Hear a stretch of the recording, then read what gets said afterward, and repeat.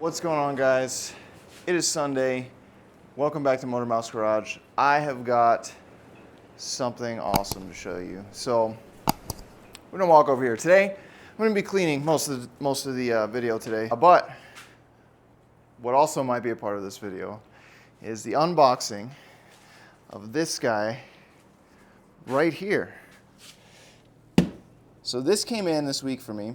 You'll have to excuse the wind. It's a little windy right now. But here's that part number, and this is our short block assembly.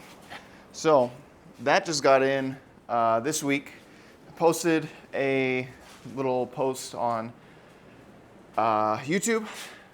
Showed you guys the box, obviously, but in this video, what I would like to do is remove it from the box. I just have it, it's been sitting there for days. I haven't even opened the box yet. I wanted to save it for you guys. So essentially what we're gonna do is I'm gonna get to work cleaning on this. It's probably just gonna be a giant time lapse, so merely a couple of minutes for you guys, or a minute if I can do it well enough. But we're gonna unbox this engine.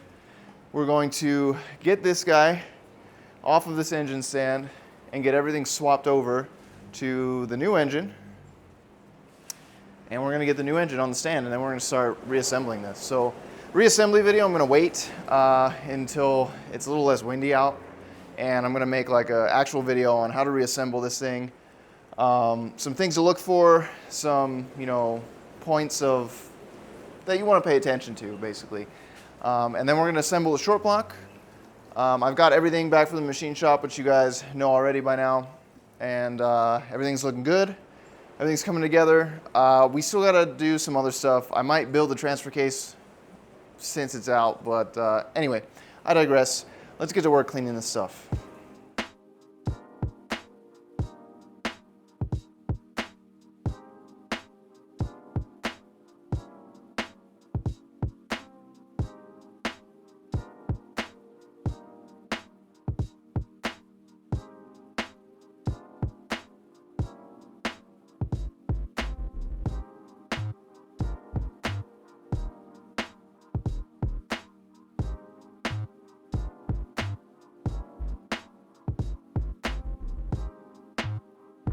Quick note here.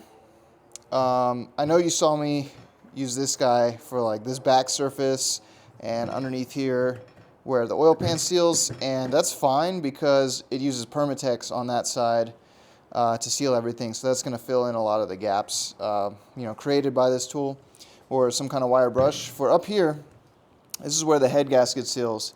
Now I don't know just yet. I'll let you guys know when I put it together, but I don't know if the FSM calls for Permatex here or FIPG or whatever sealer you're going to use. Avoid scratching the surface either with wire brushes, or you see me using the razor blade right here. Just be careful not to gouge this surface, and just be very careful. So I'm actually going to use just a normal nylon brush and some brake cleaner to get a lot of this cleaned up, just because I want to make sure this surface seals if it doesn't use Permatex and it just uses the head gasket itself to seal everything. So I don't want to cause any gouge marks or anything. Just wanted to bring that up during the time lapse.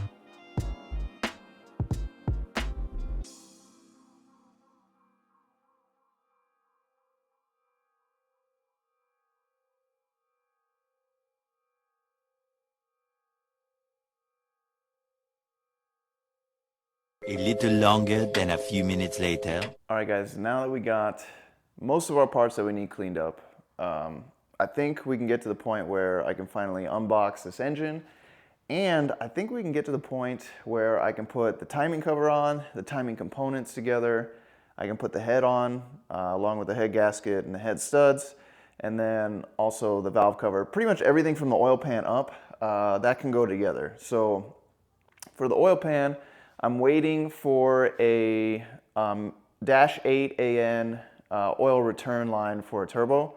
That needs to be welded into the upper oil pan. So that's coming from Wits End. And I have the bung, but I need a template in order to know where to drill it. So I believe they still have the template, and if they don't, then I'm just gonna guesstimate. We'll drill the hole, I'll get it welded. I'm not gonna weld it, I'm gonna give it off to a buddy to weld it because I don't have the facility to weld aluminum in this garage. But that being said, let's unbox the short block because I'm curious. I haven't unboxed it yet, so you know, whatever we're doing today is what we're actually doing. So let's get started. All right, so here we are. I gotta remove this head from the top of the box. So these heads have been refinished. Again, I said it already, Mike and Son's Machine Shop, and essentially it's a general overview. So we did a pressure test, we resurfaced this, obviously cleaned it up because it looks brand new. They reseated the valves. I did the valve seals. The only thing that wasn't replaced is the valve seats because they said it looked good. No reason to replace them. So yeah, so these heads should be good to go. Let's get this off so I can unbox this short block. So I have my garage door shut today because it's really windy and I don't want to get any dust in here. That is interesting, that's upside down. It's gonna be fun to get out. Oh man, this looks really good. This looks incredibly good. I'm excited. Okay, so now kind of need to figure out how on earth I'm going to get this thing out of here. It's definitely heavy, so I think just lifting it out with brute strength, at least by myself, is not going to happen.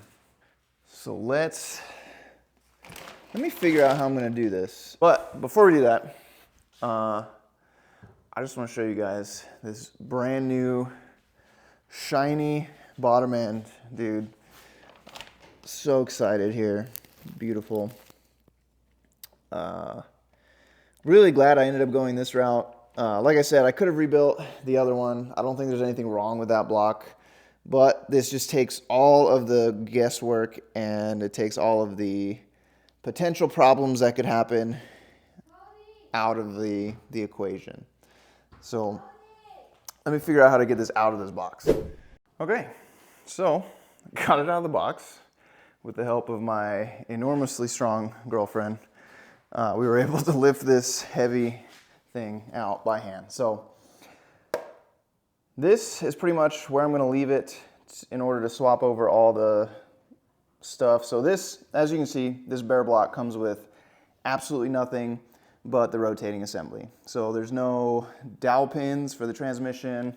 There's no studs right here for the oil pump. There's no nothing. So, you know, this is what I expected. I'm not sure what this, I think this powder was from like the silicate like packet that was in here. So all these, I don't want to scratch these cylinder walls or anything, but that needs to get cleaned out before we rotate it or anything. But like I said, for right now, let's just get all of these sensors off of this old block and then we can transfer them over to the new block. Okay, so these are the NOx sensors I was talking about. Took these off the old engine. And they went in this orientation. Front and back doesn't matter, these are both the same. But I didn't get new ones because these are quite expensive, guys. These are like I think they're like $140 or $150 each. And honestly, if they still work, just use them. It's very, I don't really see NOx sensors failing on Toyotas too much. Like I do know that some people are like, oh yeah, it caused this issue. Well, I'm in the camp of I will cross that bridge when we get to it. But for the time being, I think this will suffice, guys. You know, I've already spent a ton of money on this. Some of you are probably like, well, what's another $300? And you know what? You're right. You're absolutely right. If you're doing this, yeah, sure, do it. Buy new ones. But these are pretty simple to get to. Like, they're not very difficult to replace. I do, however, I want to make sure there's a torque spec on these. I'm sure there is. I just don't know it, so I got to check the FSM. But typically, with the newer style knock sensors, you have to torque them to a certain torque spec, otherwise they'll give you like some really weird errors, really weird DTCs. I don't know if that's just on newer cars, but I don't want to take my chances, obviously, so I'm going to pull this off. Next thing I'm going to do is I'm going to pull this off of the old engine and get this on here. Now we got this piece for the oil filter, and I'm just going to get all this stuff in here and then I'm going to torque it afterwards. This is a 27 mil socket. Kind of makes me think it's a standard size because it's kind of in between. It'd be like a 26.5, but 27 will do it. Now, of course, we gotta put our little drain nipple here that I bought. That ended up being pretty useful with this vehicle so far. You can tell this block is painted. It's a little bit difficult to get in there. Let's see if this is correct. Yeah. Looks like there's some paint in these threaded holes. Kind of looks like a sealant or something like that, which would make sense. Okay. That's pretty on there, guys. And I'm gonna call that good. I'll show you how to extract the studs from this other engine too. Okay, so we need to get these studs out. These just use a Torx bit, I believe. Hopefully they're not rounded off.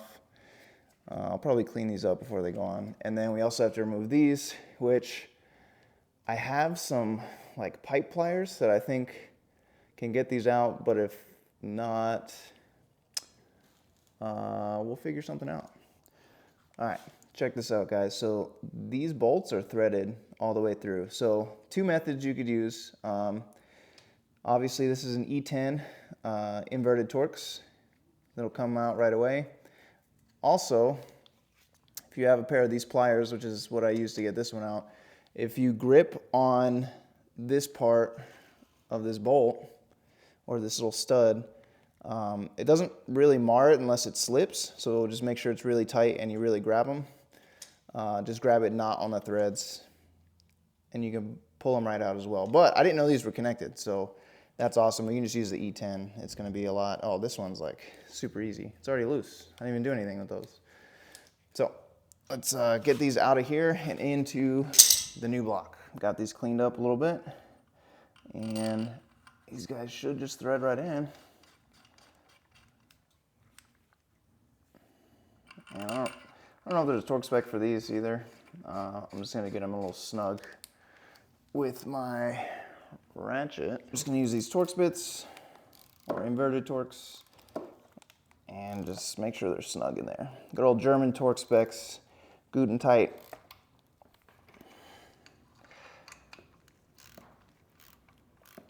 All right, now on to the rest. So I've got everything transferred over. So all of these studs need to be transferred over. There's a little dowel pin right here for the timing cover lineup that needs to be transferred over. There's an oil squirter for the timing chain guide, and we've got this this gear that drives the I think it's the oil pump. I don't remember what that gear drives. It might also be the distributor. I don't remember. No, that's the top one. I forget what this is for, but don't forget that. Only thing I gotta do is take this out of here, get the new timing kit together. But so far we've got just about everything off of this block, and now all I'm gonna do is torque like the sensors down. I'm gonna do pretty much just the sensors, I think. Everything else is looking good. Oh, I do want to put, oh, also, before I forget, the dowel pins to line up the transmission had to come out of the old block and get put in the new block.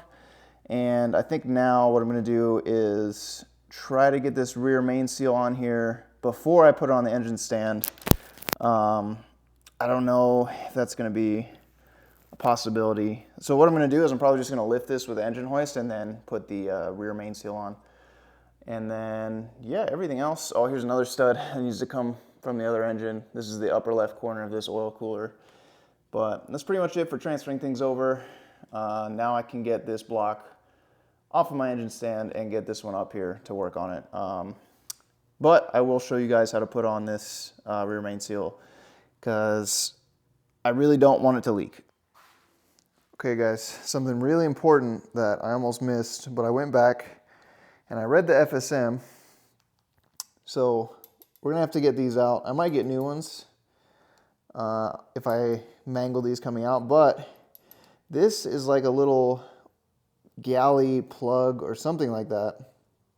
And the new block, if we come over here, doesn't have one in there.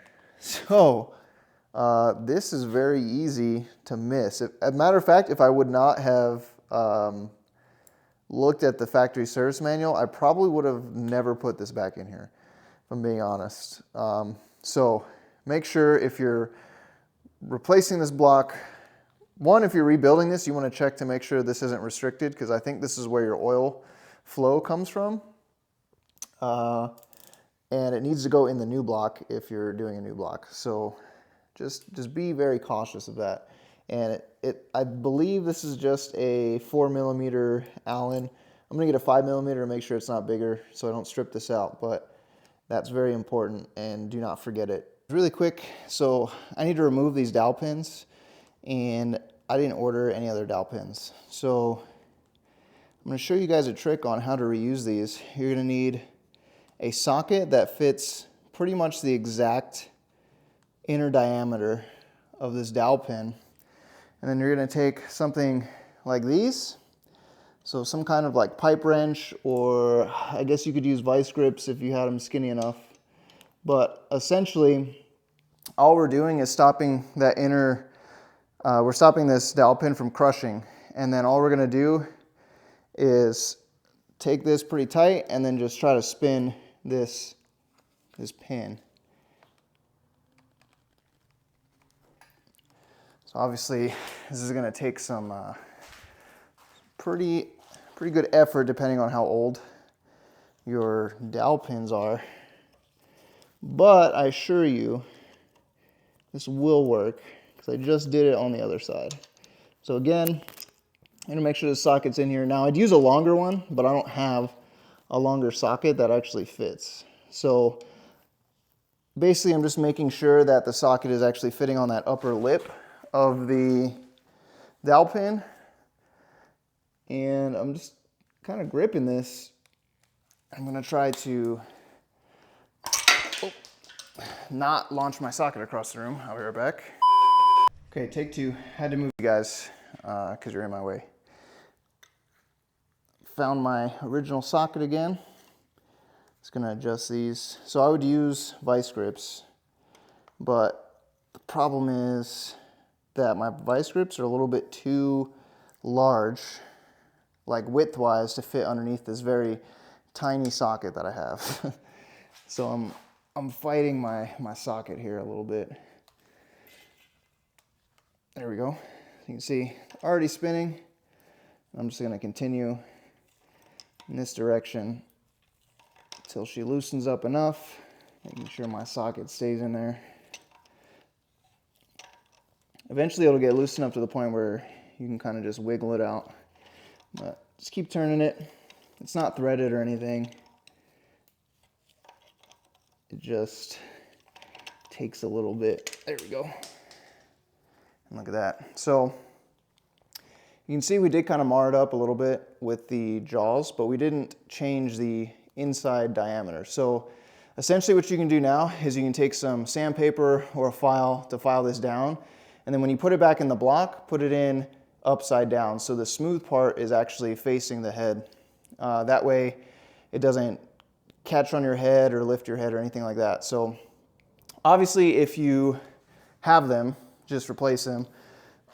which I would have, but I didn't order the part. So essentially I'm just going to clean this up, and I'm going to basically put it in reverse. So I'm going to put it this side down in the new block, so the head has a smooth surface on this opposite side.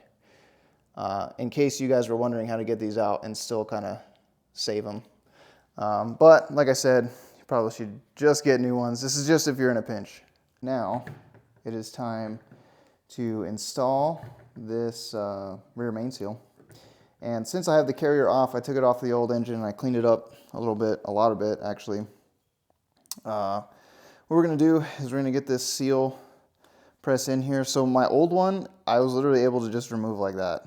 So it wasn't even like sealing anything. This one, I'm glad to see it does have like quite a tight fit. So what I'm gonna do is I'm gonna just take a plastic mallet and just kind of hit this outer edge. I got this block of wood to kind of like even it out maybe. So what I'm actually gonna do is, oh wow, this is actually pretty far in there, but I'm going to take some oil and put it around the edges of this. You don't want to go crazy, just to help it like glide into position, right? I'm also going to do the same thing to the inside for when we put it around the crankshaft. Just going to lube it up, and I'm going to try to evenly just kind of press it in here. I can actually almost press it in by hand. Interesting. Probably the only one I've been able to do like that ever. You can see on this side, we're not, bending anything. I can literally just press it in by hand. I'm going to do that until I can't anymore. Granted, I probably shouldn't be doing this on a plastic table, but this is going in relatively easy. It also helps me feel when the seal is flush against the carrier, which is what you want. Okay. I think that's about as good as it's going to get by hand. So unfortunately, I don't have a rubber mallet. I would much rather use rubber than plastic, but I kind of want to avoid smacking that outer or inner lip. Just going around in a circle, feeling when this is flush. A little bit more right here. Excuse me. Okay. And that's sitting pretty well flush. I don't know if you guys can see. But you can see, hopefully, that it is sitting flush within this carrier. And you can just run your finger around and you can feel exactly where it needs to be. So that's good there. So now what I'm going to do is I'm going to clean off this back side again. It's got some brake cleaner, and I'm just going to spray it on this rag because this stuff is pretty strong. So if I can avoid getting it on the seal, that would be great. So I'm just rubbing off, LOL, just rubbing this seal surface. So the only part that actually seals on this thing is where this groove is. So the FSM, you're not putting sealant here because it seals at the oil pan at the bottom, like right here. So you're gonna put FIPG on the oil pan and then smash it together.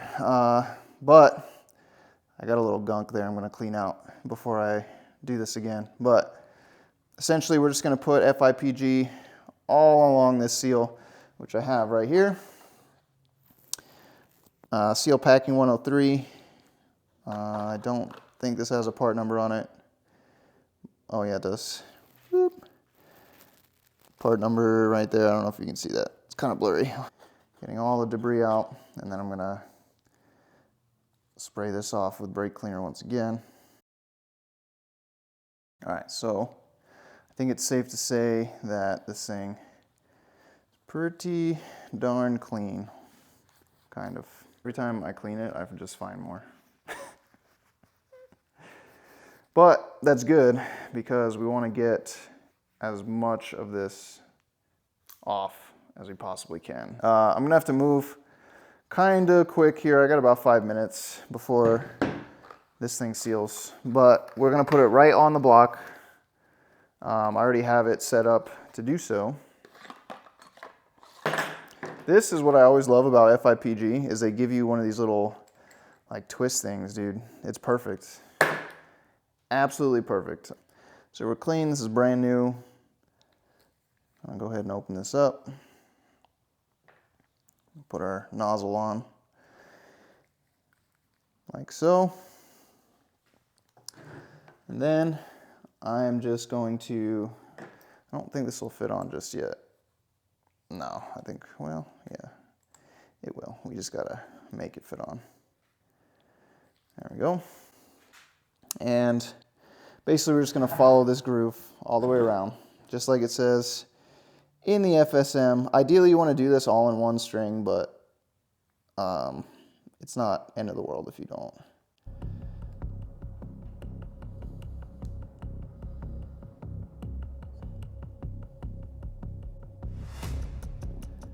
So again, I'm not going like super crazy with this stuff.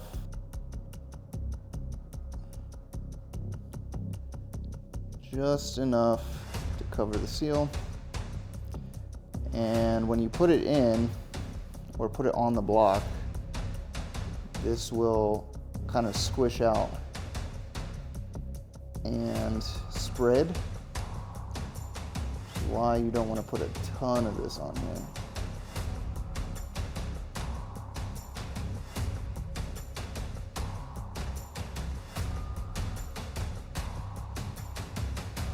Take your time, go slow, and finish it off right there. And I'll put a little dab over here. That's where we're putting it. That's where the rear main seal goes. Essentially what I'm gonna do is I'm just gonna be pretty careful when I go to put this seal on here.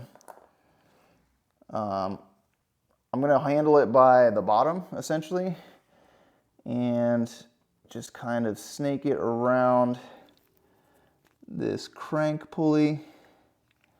So you definitely want to make sure that it doesn't, the crank pulley seal doesn't like fold in on itself, which in my opinion is pretty hard to do.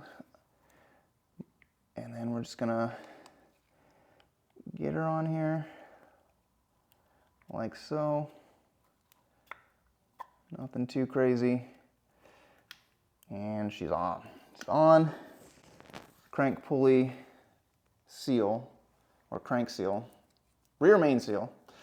Looks like it is in a pretty good position. So it's not folded on itself or anything like that. And I've got my 12 kind of handy.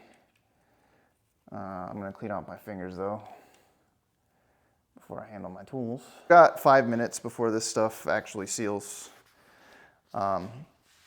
Typically what I like to do with the FIPG is I'll take that nozzle off and I will cap it right away.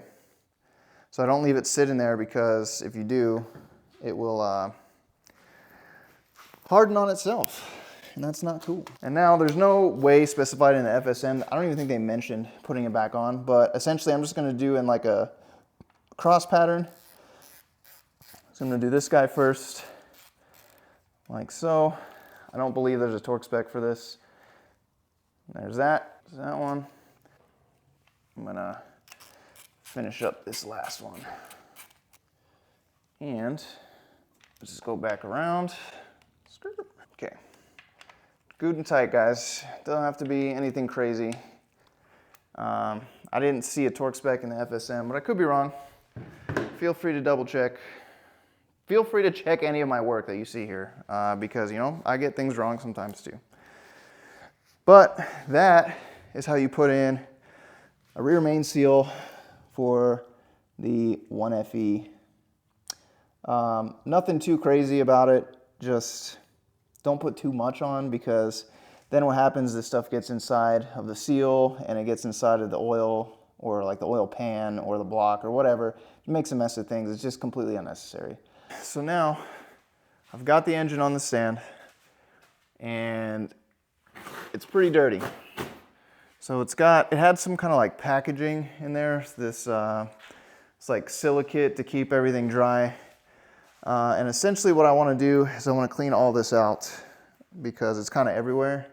So actually, what I'm going to do is I'm going to turn on my air compressor and kind of blow a lot of this air out, or a lot of this stuff out. I'm going to blow out all the holes for the head studs, make sure nothing's in there. All these coolant passages, I'm going to blow out the oil passages. Pretty much, I'm going to make sure that nothing is caught in this as best I can. It's important that you do this and you don't skip this step. And then what I'm going to do is I'm going to put some oil in all the cylinders because this is dry, so they do it. I don't know why they don't package it with some kind of oil. And then we can rotate it, make sure it rotates freely. I know it's a brand new engine, but I always check it because if it's broken now, I can at least fix it before putting it all back together.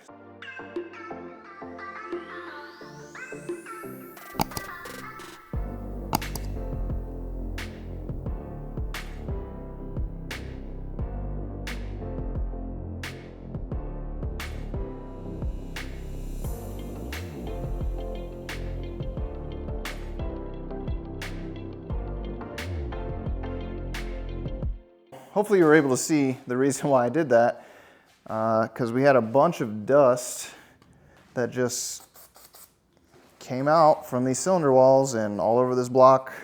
I don't know what kind of like packing they used, but it got all over the place. So right now I'm just taking some brake cleaner and a clean shop rag and cleaning out the cylinder walls.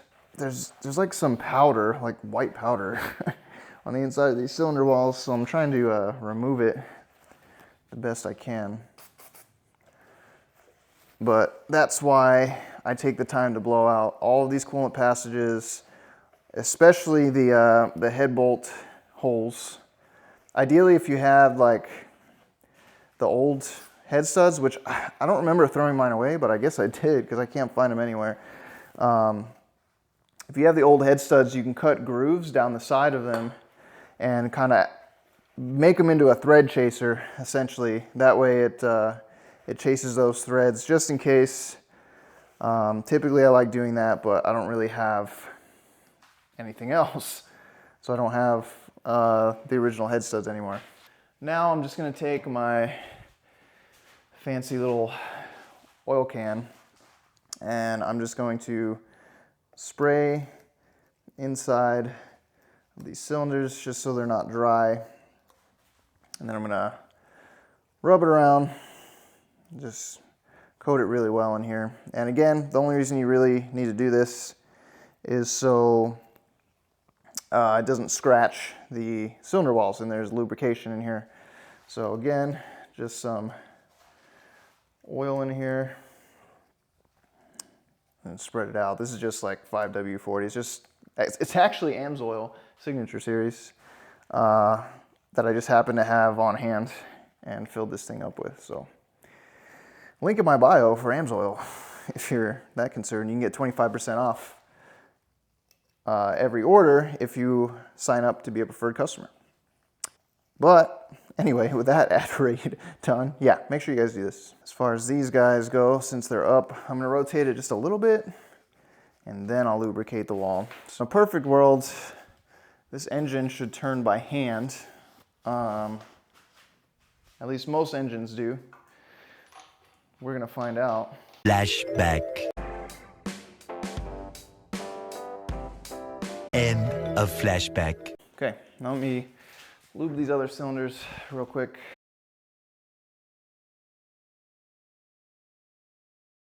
Let's turn this guy over.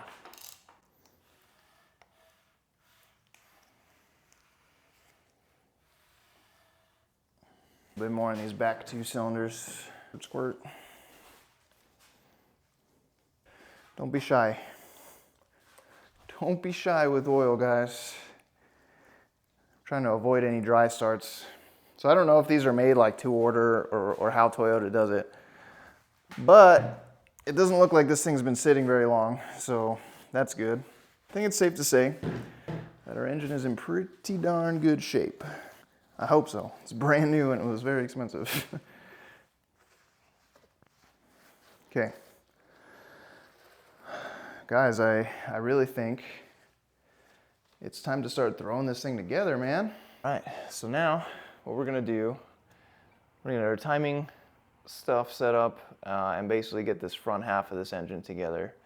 And to do that, we need to, I don't think we have to put this power steering pump in, but I'm going to anyway. We need to put in this drive gear for the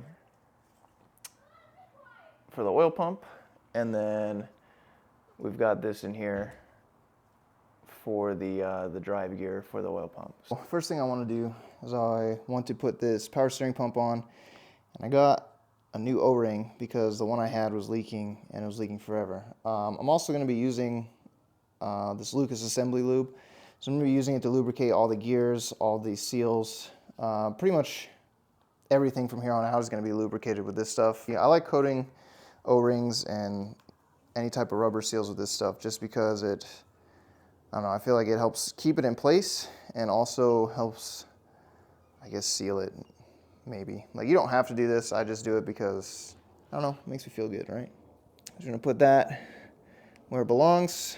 I'm gonna take you guys over to the engine and we're gonna put this in place. I know this power steering pump is not the cleanest ever. It looks like there was some coating on it because this is a remanufactured one, which is why I think it looks so weird and dirty. And I believe it clocks this way and just gets seated right in here, if I remember correctly. I don't think it clocks the other way. Interesting. Seems to be a little bit of a tight fit. I'm not sure why. There we go. So now, I just need to find the bolts for this. Found the nuts to secure this. Took a little while. I got things all over the place a little bit. Secure this guy. And then we're gonna lube up these gears with some more of that assembly lube, just so they don't start dry. You know, I don't think it's really gonna damage much if they were, but you know, better to be safe than sorry, right? Since we're doing all this work. Just gonna rotate this and get her on here. Probably using way too much of this stuff. You don't need a ton. I'm also gonna go ahead and just lubricate this bearing in here right away so I don't forget to do it later. And this just ensures that it's not started dry. So this is a pretty big deal because if this bearing goes out, they don't make replacements. So you have to replace the entire block, which I would very much not like to do again. This I already have coated with engine oil, so I'll just give this like a light coat, nothing crazy. Rubbing into the gears here.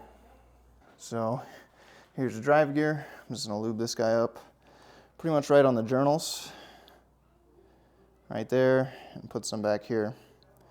Kind of spread that out a little bit. Then I will also lube the main gear. This was sitting in engine oil for a little while, so I don't need a ton on here. And then we're gonna slide this guy in here. And it just has to mesh with the two gears, which might be a little bit more challenging than I had thought. There we go. So now if we spin these, you can see how tacky that oil is. It's like sticking between the gears. And that's exactly what I want. Okay. That way they start with something good. Let me get this bolt out. There we go. What's next is going to be this timing gear for the crank. And again, I'm just going to lubricate the inside of this guy. Just lubricating inside of here just to help me get it in place. Another note, this crankshaft, you want it, the key, the crankshaft key pointed down, and then you can get all this other stuff on here. And this timing gear is also, or this reluctor wheel, probably what it's called, is keyed. So it's gonna go in a specific way. A couple taps get her seated. There we go. This 10mm hex is gonna come off. Dampener is gonna go, I believe, right here. And I'm gonna lubricate this with this assembly lube here. The timing chain guys, just so, again, they don't start dry. All right, we got our dampener on there and lubricated. These bolts get torqued to 14 foot-pounds, along with this guy as well. And this guy is going to get put on the inside of these bolts. I'm gonna get this on here and then I'll lubricate the slipper, as it's called. Very odd name. This is a 51mm, or sorry, 10mm Allen head. Gets torqued to 51 foot-pounds. That's it. And this should still move freely. I don't know why this wants to like attack the other one, but whatever. Let's lube this guy up. All this is gonna get some of this assembly lube, basically just because it's long lasting. So this stuff will stay on here for quite a while. Because obviously, you know, things aren't gonna get started today. So I would like to retain some of this lubricity. Is that a word? Pretty sure it is. Brand new crankshaft timing gear. I'm gonna put a little bit of this stuff on here. And of course this is keyed as well, so this notch is gonna go towards the bottom, like so. This might be a little bit of a tight fit. But we're gonna get her on here. There we go. Once it gets on there, it's fine. Just make sure the key lines up on the crank. There we go. And I believe we are bottomed out right there. Cool. So I believe this crank gear has a timing mark. It does, right at the bottom. Let me see if I can bring you guys down here. I don't know if you can see this, but there's a little mark right here. And then there's one on this gear right there. And essentially all we're gonna do is align these two black marks on the chain and line those up. But first, I need to get a zip tie or something. Imagine that, I ran out of zip ties. All right, so I don't have any zip ties, but I have this elastic band that is adjustable. So to make sure we're on the bottom here, which we're a little off, there we go. I think, let me make sure. There we go, yeah. Oh, there we go. Boom. All right, so now I'm going to get this elastic band on first, because I don't think it'll stretch over the gear, the top gear. And if my gloves could just cooperate with me, that would be great. There we go. Just gonna put this here for right now. This is adjustable, which is awesome. And then I believe, oh, I gotta check which way this actually goes. Darn it, guys, hold on. This part comes out. And then we're just gonna match it right here. And hopefully, alrighty, there we go. All right, I'm gonna drag this up and I'm gonna tighten this a little bit. Okay, so now that should stay pretty much where it's at. I wanna lubricate the chain, so I'll probably just put, we'll just use our assembly lube. Why not? I don't build many engines, so I think this will, using a lot of it is not really a problem right now. Also gonna use this putting the head back together with our camshafts, stuff like that. I'm gonna lube all this in here. Get it all over the rollers of the chain. I had to kick some neighborhood kids out because they're kind of getting in my way. making a bunch of noise. It is what it is. Just kids being kids. I'm gonna do inside right here. Go around my elastic band. Go in here. Basically, we're just getting this stuff everywhere so we can eliminate any dry start issues that we may or may not encounter. Is it overkill? Maybe. Might be. Might be right. Might be looking at me like, dude, that's way too much. It ain't gonna hurt nothing, guys. This is the stuff you'd put on like bearings and you know, crankshaft journals and camshaft journals and stuff like that. So I'm not worried about this stuff at all. I'm gonna put a little bit in here. So sliding it on the camshaft when we get to that point becomes a little bit easier. All right, so this isn't on yet. I basically just did a little mock-up. That way I could get the bolts in the right position. So I had to find all these and then get them in the right position. So what I'm gonna do now is I'm gonna take this over to the table. And I'm going to clean off the backside surface where the FIPG goes. I'm gonna basically put on the FIPG the same way I did the rear main seal, which I can take you guys over there for when I put it in.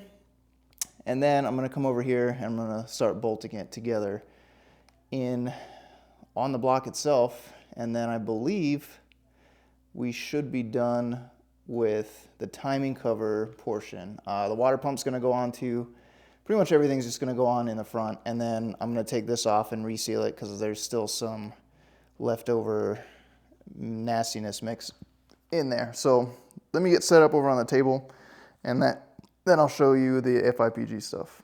Okay, so I've got all my mating surfaces cleaned and I'm basically just going to follow all of these indents in the timing cover, and that's where you want your FIPG to go.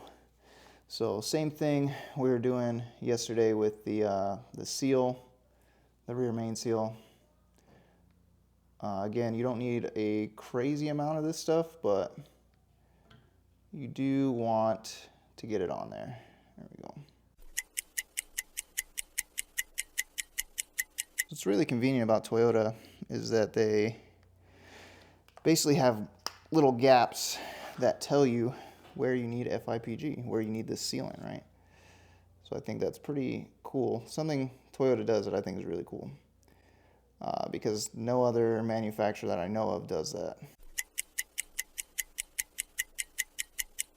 Okay, so I'm going to bring you guys over here and we're going to put this on pretty quickly and hopefully mess-free, but we shall see. It's really important just to make sure that you have everything that you need ready to go to avoid any drama when putting this thing back on. So I've got all the bolts beneath me, and essentially I just gotta line everything up and take my time.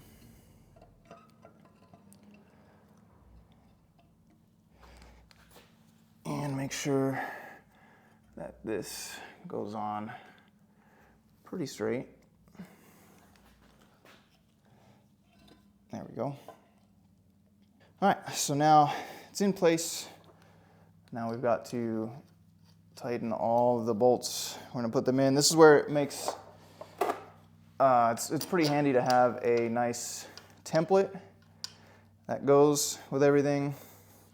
So I'm gonna put all the bolts in that don't require any like extra brackets or anything, or the water pump. So I have the water pump ready. It's just over there on the table. So you've got 5 minutes to set this stuff, so don't like freak out. It's not like it has to be sealed right away. Again, I probably wouldn't like, you know, take my time, but you've got some time, so don't panic. It looks like I'm skipping around on some bolts, but it's because I have to put in a bracket for the alternator, I think it is, which I'm gonna go grab here in a second. So even if this isn't in correctly, just get it in here to get proper spacing. And then I just gotta go grab the oil pump, or sorry, water pump and gasket. So this is gonna go on like so. If I could figure this out, that would be great. All right, here. It's gonna go like that.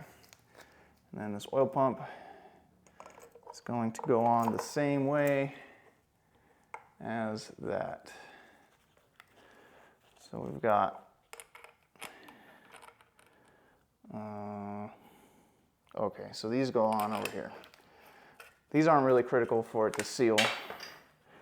I'm just trying to get them on there.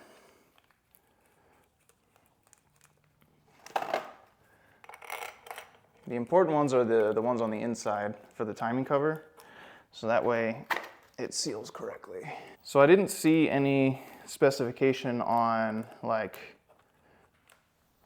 where exactly to torque these, like no sequence was stated in the FSM unless I missed it. Just double check. I'm gonna try to go across.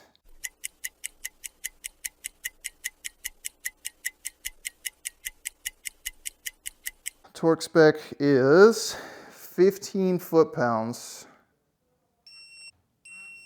Yeah, so some of these are gonna be pretty close, if not over. That one was pretty much right on the money. That one was pretty close. Eventually. I think that is all she wrote for the timing cover, guys. I'm gonna prepare the stuff for the oil pump. Let me just make sure this center phaser fits correctly. Okay, yeah, so we'll be fine there. I'm just gonna lube that up. But what I do wanna do is I wanna take this off and reseal it, because I do have the seals for that as well.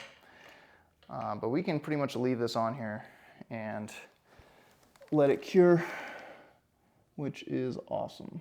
Now, I'm gonna be lining up these, well, not lining up, but putting this oil pump back together. So I just coated it with quite a bit of this assembly lube. So the FSM doesn't reference this little arrow here in the timing pump or timing of the oil pump.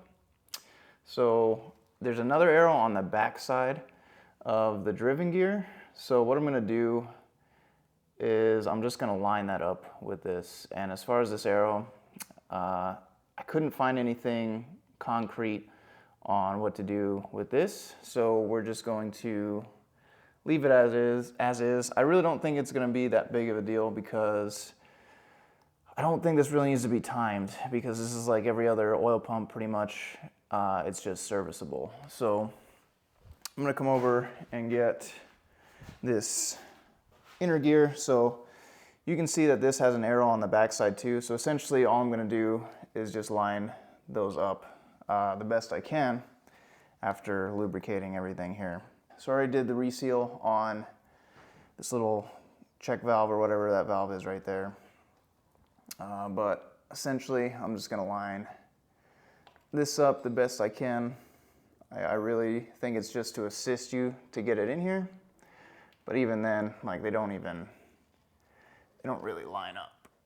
Like this rotates independently. So as long as it rotates correctly, I think it's fine really. That's pretty much it.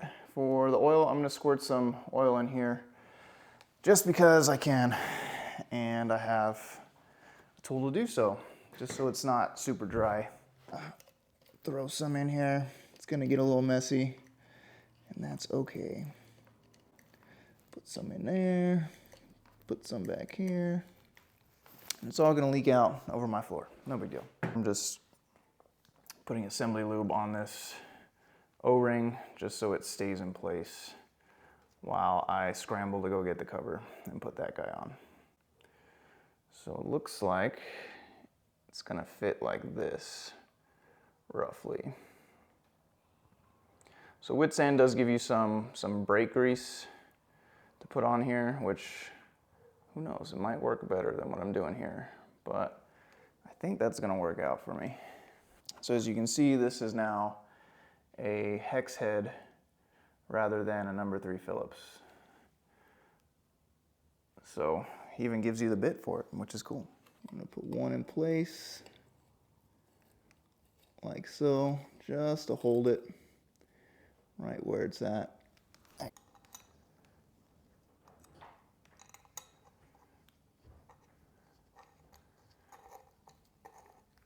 Much easier to do when the engine's out of the car, I'm sure. Just gonna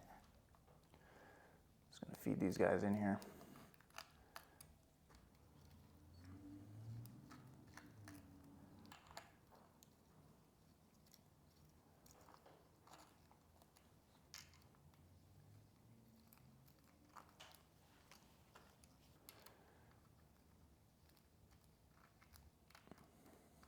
To be honest, I'm not going super ham with this.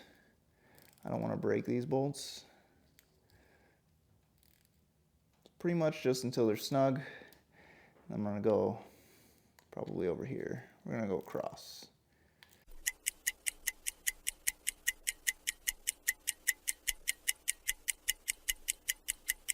Boom. And that's pretty much it for the oil pump. I think now we're at the point where I can get the head gasket, the head studs, and everything together. I think what I'm gonna do is I'm gonna start with prepping the surface to get the head on here. So I'm just gonna take some brake cleaner and get this surface very clean, hopefully without chewing up my rag too much. I don't like this rag. This isn't supposed to happen. So this brake cleaner is great because it's really strong. This is probably one of the stronger brake cleaners I've used. This is just from Napa. But the problem is it dissolves literally everything. It even dissolves my paper towels. Honestly, probably what I should do is get some coffee filters. But anyway, so I'm just gonna spray a little bit on there and just go over pretty lightly. Basically, what I'm looking to do is get the oil off of the surface or any contaminants off of the surface without degrading my paper towel. Yeah, I think what I'm gonna do, I'll be right back. I'm gonna get some coffee filters. So benefit of being weirdly into coffee is that these coffee filters are everywhere. I have multitudes of different filters to use. So essentially the theory behind coffee filters is that they don't leave behind any residue. So hopefully that is true. It still seems to be breaking apart a little bit. No big deal. I'm definitely going to spray these out with air just a little bit.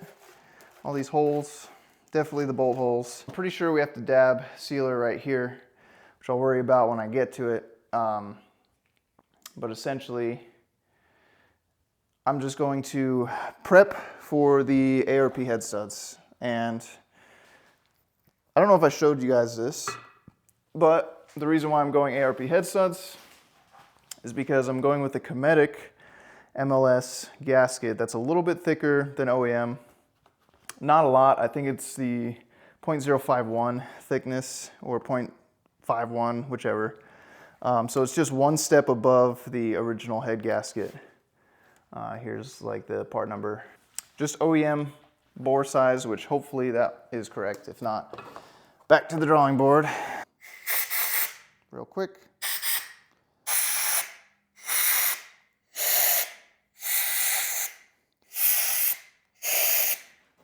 This is really important because you don't want any foreign material in those bolt holes. So typically what I do for ARP studs, you can see these are pretty short.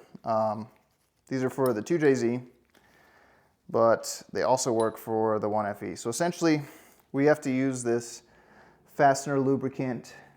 Basically just make sure you get the correct torque specs. And what I like to do, I put it on both sides of the bolt. That way we don't have any issues when it comes to torquing them. And you have to use this lubricant. So if you buy a set of ARP head studs and for whatever reason it doesn't have the lubricant, please buy it. It's very important that you buy it. So this isn't like rocket science here. I'm not gonna go crazy with this stuff, just enough to get like a decent coating on it. So like that is probably plenty. I'm gonna cover all the threads all the way around. While we're here, I'm just gonna do this side as well, because I know these sit very close to the head, so they're not as long as the OEM bolts, but as long as they have full thread engagement, or at least majority thread engagement, they'll be perfectly fine. And again, I'm just coating all of these threads. Not going overboard, and I'm not missing any spots. And then essentially all I'm gonna do is I'm gonna turn this upside down, and I'm going to just drive these in place. And these only have to be hand tight. So the initial thread in only has to be bottomed out. So we're just gonna do this until these ARP bolts are completely bottomed out. They don't have to be tight, just have to be bottomed out. And then I will clean up all those edges before I actually put the head gasket in. So basically, I'm just gonna repeat that exact same thing for all of these. I'm not gonna sit here and show this to y'all, so you'll get the idea. Alrighty, so I've got the head studs in here. I've got them all coated with ARP's lubricant. The only thing I'm gonna do now is clean up around the actual head studs where some of that lube came out, just so it doesn't get all over the head gasket. So ideally you want to put these in here without putting too much of this stuff, because then this kind of happens and it's kind of messy. I'm gonna clean this up and then I'll be back. All right guys, so I think I'm ready to get this head gasket and head on. So the first thing we gotta do is we gotta put FIPG right here where the timing cover meets the head or the block. Not a ton, again, just the same as last time. We're just gonna put a light dab across here. I don't wanna put like a ton on here. I don't want this to spread too far.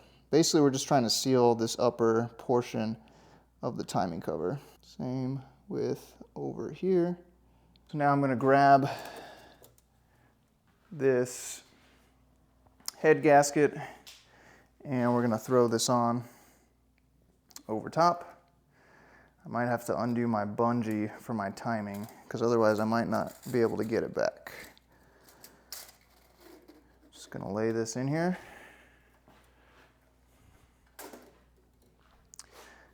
Yep, I do believe it is bungee removal time. Easier said than done.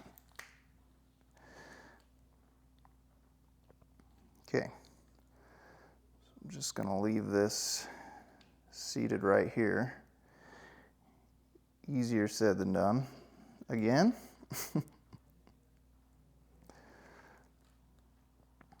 Yeah, so I don't have any zip ties. So if you have zip ties, I'd probably get them, but that should suffice for right now. Just gotta be a little careful. We're just going to line up this timing gear and try to line up these studs best we can. And that should do it. So our head's on. Nothing too crazy. A lot of people mention that, you know, there's not a ton of thread on these, but that is okay as long as they have some decent thread engagement. So they don't have to be like over the top or anything like that. Just, you want to make sure you get a couple spins in there. So I'm going to look at the torque sequence for the head. The sequence is important. The foot poundages are going to be different because of these being ARP studs. It's basically going to be a 30, 60, 90 torque.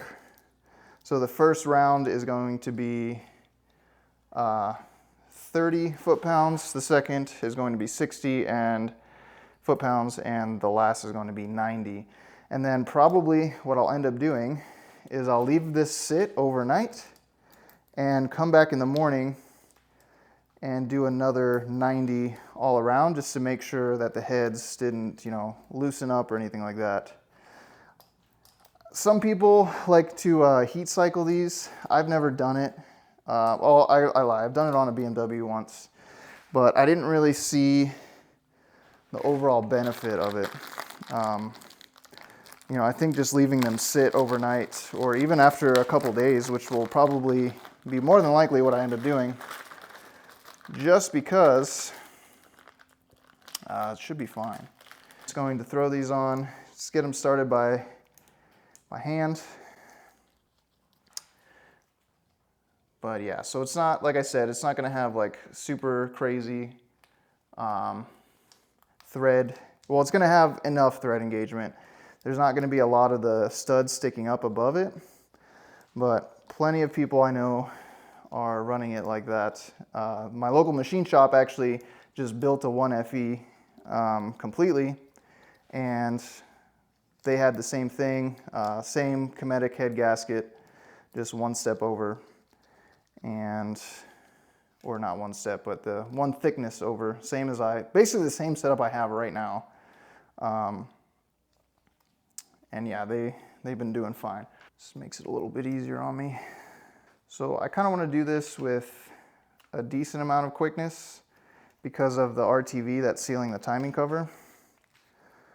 I don't think we have to go like nuts or anything like that, but I definitely don't want to leave this sit like for a couple hours. I want to get this on here and get this at least torqued to the first stage. That way the RTV is, kind of compacted and it's ready to be hardened.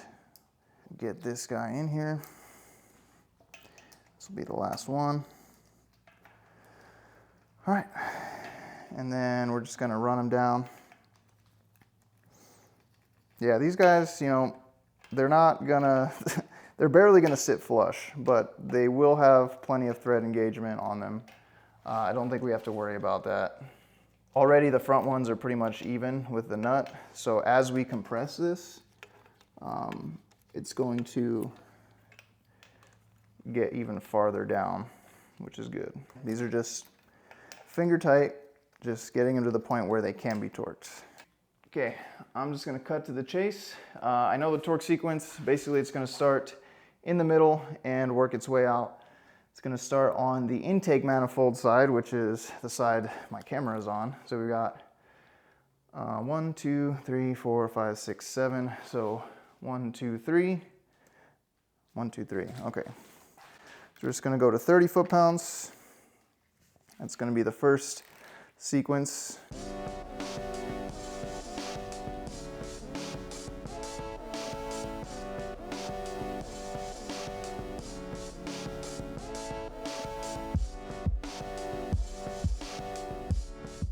This is the first stage, all the way up to 14. And then I'll redo this to make sure I didn't miss any. So we're gonna start in the middle, 1, 2, 3, middle, which is 1 right here, 30. So these will loosen back up as we go. That's why I'm gonna go around a couple times and make sure they're at 30.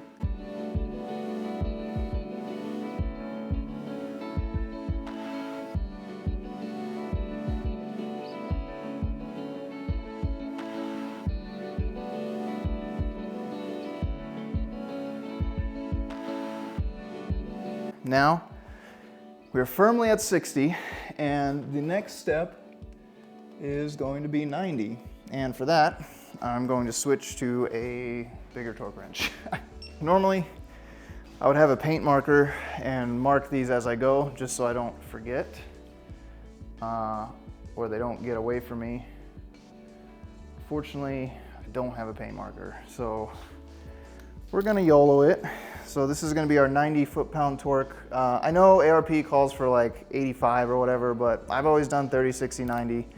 It's easy to remember, and I haven't had any adverse effects of doing 30, 60, 90.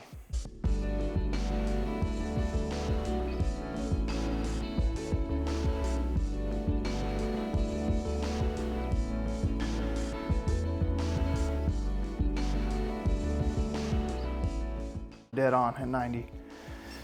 All right, and that's what we got, guys. That is gonna do it for this torque sequence. I'm gonna leave this sit overnight, and I'm gonna come back around and do all of them again at 90, just to let the head settle a little bit, let the gasket crush.